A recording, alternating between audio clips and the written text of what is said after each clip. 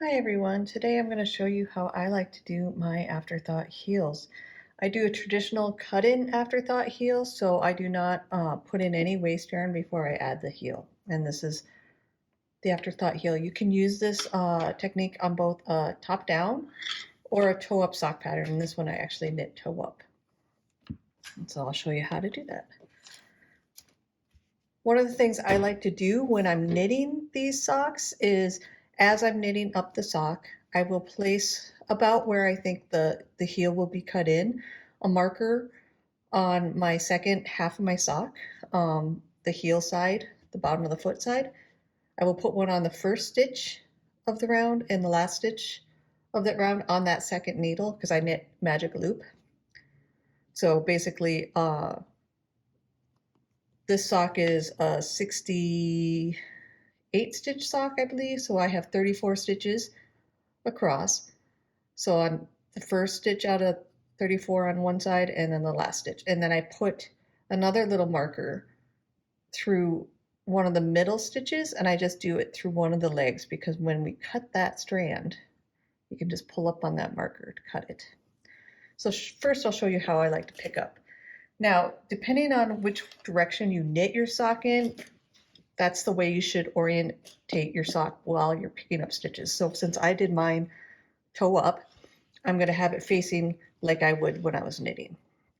And I'm going to pick up above where this stitch marker is, the right leg of every stitch across that. And I'm going to go all the way across to the other side above that last stitch marker on the needle. And you see I'm just picking up that one right leg of the V.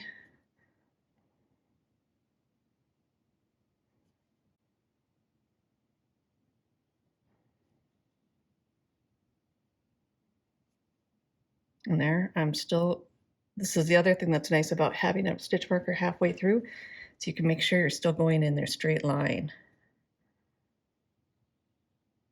Because you want all your stitches picked up on the same row.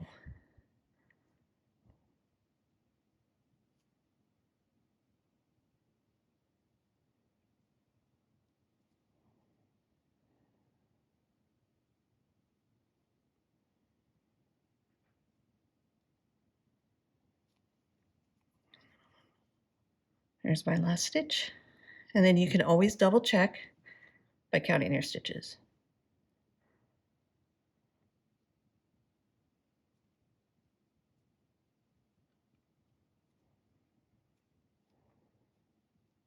Okay. And then I'm going to turn my sock over so now my toe is facing away from me. And I'm going to pick up the row below where my stitch markers are. And how I like to do this so my stitches will be loaded on my needle the appropriate way when I start to knit is the second half. You can see here's the actual stitch. Well, if I did the right leg, it would be like the left leg of that V. So I'm going to start on the second part of that stitch that's above, but I'm going to do that right leg of that stitch because it's kind of, since it's facing the other way, my V's are going in different directions. So I'm going to do this right leg of this V, but the stitch that I'm picking up is this stitch here. Do you see that? That stitch there is what I need to pick up, but I'm going to do the second part of it, but it looks like a right leg of this V, okay? And then it will just be right legs of the V's going across. I'll show you how it looks on that last stitch as well.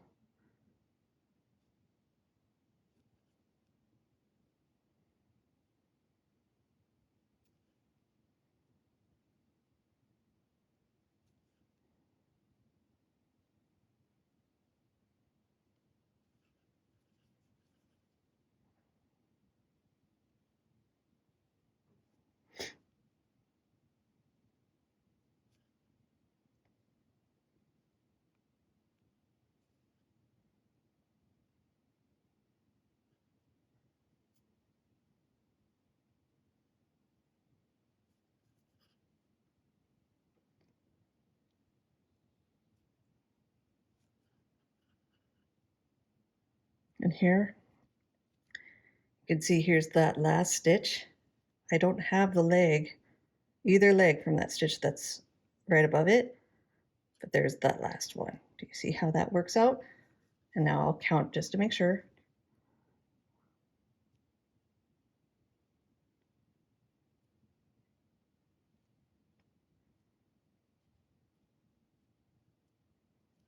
All right,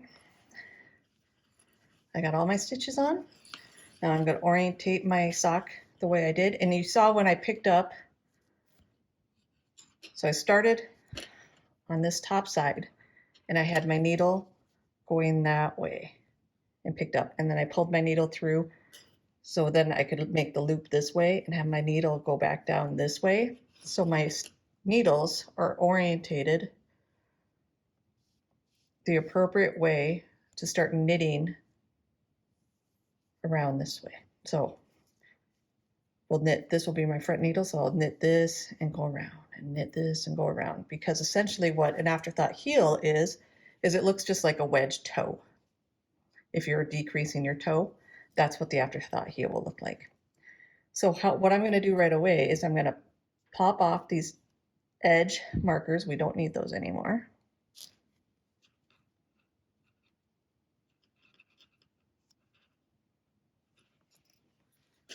And then we just have that one remaining marker in the middle there that I'm going to show you how I like to snip it off. And then I pick out the yarn because we're essentially removing one half a stripe or half a row. We'll remove this row of yarn in the middle. And then we already have our stitches picked up. So yes, we're cutting our knitting, but it's not that scary because all those stitches are picked up and you won't lose anything. So I pick up that stitch marker and I bring my scissors in and I make sure I just get that one little strand there. I snip it. Stitch marker falls off. And then I have the little beginning of a hole. And I like just to use a little darning needle. These bent ones are kind of nice because they already bent up. And I'll just go across and pick out individual stitches all the way to the side. But what I'm going to do is I'm going to leave the last two stitches on either side unpicked, just to help close up the gap at the edges of your heel, because nobody likes a gap there.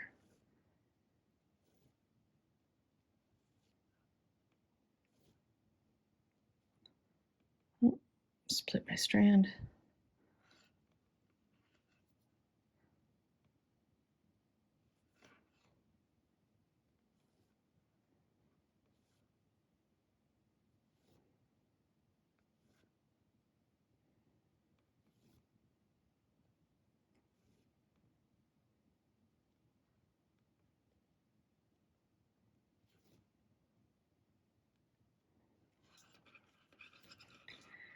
Pull your sock apart if you're having problems getting to those stitches, because those stitches will elongate. All right.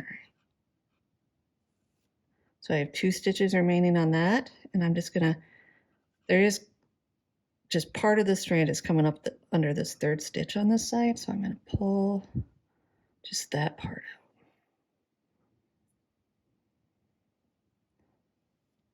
There you go. So you have 2 stitches remaining on top and bottom where the yarn is still going between. And that will just help close that gap. And then we're going to do the same thing going the other way. So I flip my sock back over. I got my darning needle and I'm just going to pick out yarn from that middle row all the way across to those last 2 stitches.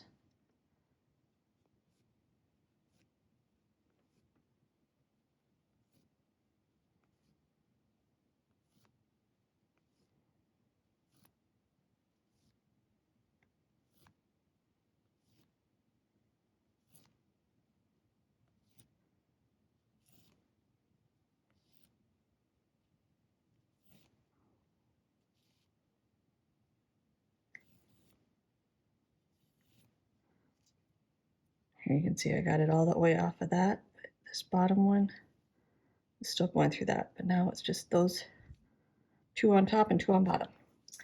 Right, and you just have these two little ends left over from the main sock yarn, and I'll just tuck those inside, and at the end you just weave them in. Now, what I always do when I make Afterthought heels is after I cut in the sock, cut in the heel, I open it up and I make a little sock puppet because, you know, that's the only time you really get to do that with socks. All right, now we're ready to knit. Now this, the reason an Afterthought heel is really nice, especially with self-striping yarn, is because you will not distort the stripes on either side of the sock. You won't distort them here, they don't get thinner, and you won't distort them here because you're cutting open your sock and adding in fresh yarn. Now you can use a contrast color. Today I'm just using more of the same yarn that I've been using. This yarn is from Mustache Yarn. It's her Sedated colorway, and I will link that below. But I'm just using the same yarn that I used. I didn't use contrast for the top, for the heel, or for the toe. All right, and so you just want to join your yarn with, you know, a good tail to weave in. And now one of the things that I like to do with socks, with the Afterthought heel, is I usually knit at least 2 rounds of straight knitting before I start decreasing. It just adds a little bit of extra room if you have a wider instep, a taller instep. This pair of socks I'm actually knitting for my husband, and he has a taller instep. So I'm actually going to knit 4 rounds straight before I start doing any decrease shaping for the heel. So that's what you'll see me do now. And then you can come back and watch me how I set up to do the decreases.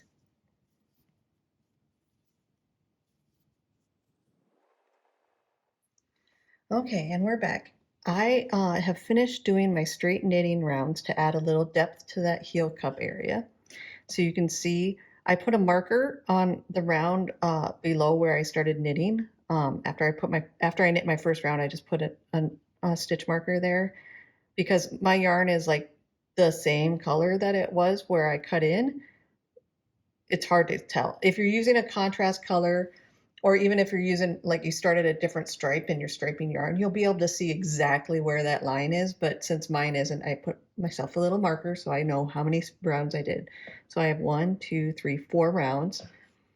And now I'll show you how we do decreases. Like I said, it's the same as a standard wedge toe. So you start off by, this is needle 1, and that's the other thing this marker does, is it marks my first needle for me so I know the beginning of my round. So I knit 1, and then I'll slip, slip, knit, and I always slip, slip, knit a little bit differently than some people. I'll go through my first stitch knitwise and leave it on the needle, and come around to the second stitch and go through the back of that stitch. I'll wrap my yarn, and then I'll pull it through both and slide it off. And it makes just a little bit of a tighter of a slip, slip, knit than doing the actual slip, slip, knit. Okay, and then I will knit to 3 stitches before the end of needle 1.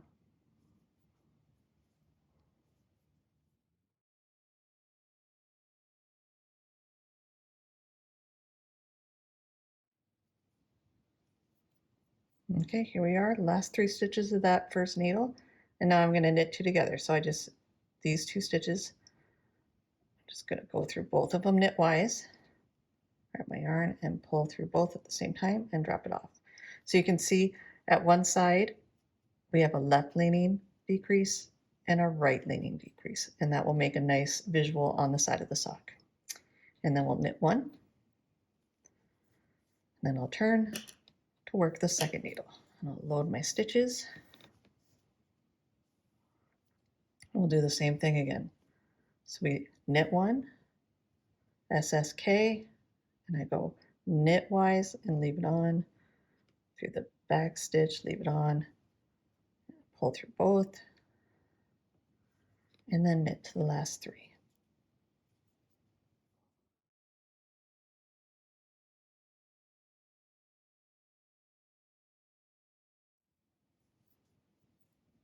All right, last 3, go through both knitwise. All right, There's our knit 2 together. All right, so there's our decrease round. We decreased 4 stitches total, 2 per needle, 1 on each side of the needles. So that's 4 stitches. Now we're going to do a straight knit round, but how I like to do that is I'll show you another technique to make that slip knit just a little bit neater. Is I'll knit that first stitch, and then where that slip knit lied, which is right there, you can see there's 2 stitches coming off of one. I'm going to knit that stitch through the back loop, and that will just twist that stitch above it and tighten that slip knit up. You don't have to worry about doing that on the knit 2 together side because that decrease is already a tighter decrease. But slip knit is a little bit looser altogether. And that's just a little hack you can use anytime you have a slip knit. You just knit through the back loop on the stitch right above it.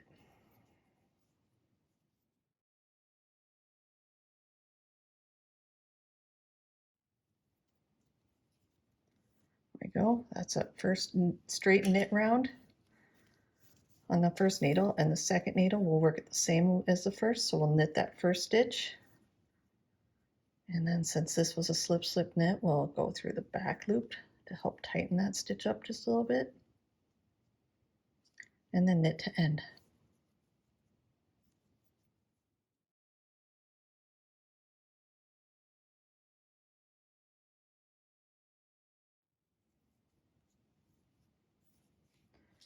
All right, so that's the 2 different rounds that you use to work your heel. Now you just continue to alternate between a decrease round where you're decreasing those 4 stitches around and a straight knit round with that special little knit through the back loop to help close up until you get to the number that you need for your heel. This is all depending on what you would like. Since this is a 68 stitch sock, I generally go down to 28 stitches. On a 64, it's usually 24. In a 60 stitch sock, I also usually go down to 24. I might go down to 20 if it's a smaller stitch count sock. It all just depends on how many rows you would like for your heel. And you can also try it on as you go and see how it's fitting and see if your heel's still sticking through it. Do some more rounds, do some more decrease rounds, alternating with regular rounds. You don't want it to get too narrow at the point because that would make it an uncomfortable heel. And I will be back here to show you how to do a Kitchener stitch to close it all up. Okay, so we're ready to do the Kitchener stitch. Like I said, we have all our decreases are completed. I actually ended this one on a decrease round instead of knitting a straight knit round afterwards because the depth of the heel was good enough. Like I said, try on as you go and you know how it's fitting. So you cut a length of yarn. I usually do over a foot of yarn. It will be plenty to actually do your Kitchener stitch. And then you're going to need your darning needle. Thread your needle with the yarn end. And I like to do the Kitchener stitch where I don't do a bit of a setup with it, and that eliminates this little dog ear thing that you can get with Kitchener stitch sometimes. It makes it a much more rounded Kitchener stitch, not so sticky outy. There's still a little sticky out, but not so bad when you eliminate the beginning. And so the Kitchener just makes it nice and look like it's knitted all the way through. So that's what we're going to do. So you slide both your front and back needle to the edge. So first needle and second needle. And what we're going to do is you go through that first stitch of the first needle knitwise with your darning needle and pull that stitch off. You can pull the yarn all the way through. And then the next stitch on that first needle, go through purlwise and leave that stitch on. Then we'll go to the back needle.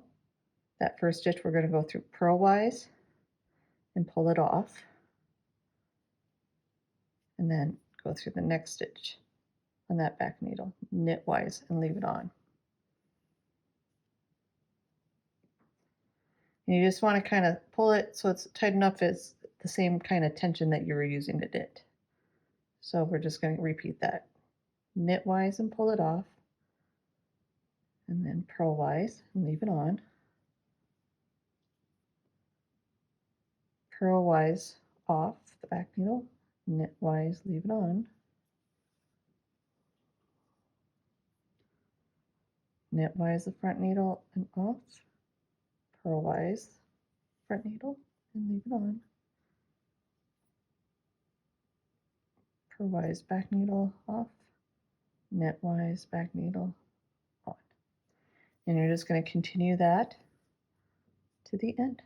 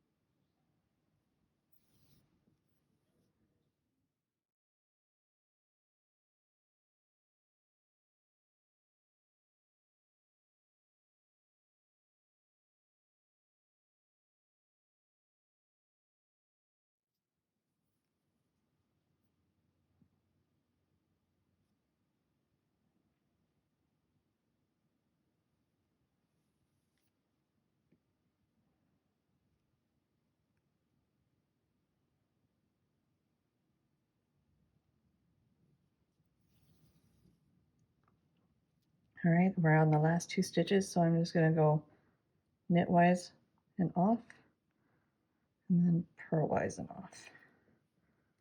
Pull that through. Now you can see the beginning, we don't have that little ear, but here we got a little dog ear. And the easiest way to take care of that is, I'm going to stick my hand inside my sock so I can get to the inside, is when you go to weave in your ends, just poke through with your darning needle that stitch is kind of sticking out and come through on the inside. And you'll weave in that end, but you can already see just poking that through how it pulls that right in and makes it a nice edge. And there you go. You got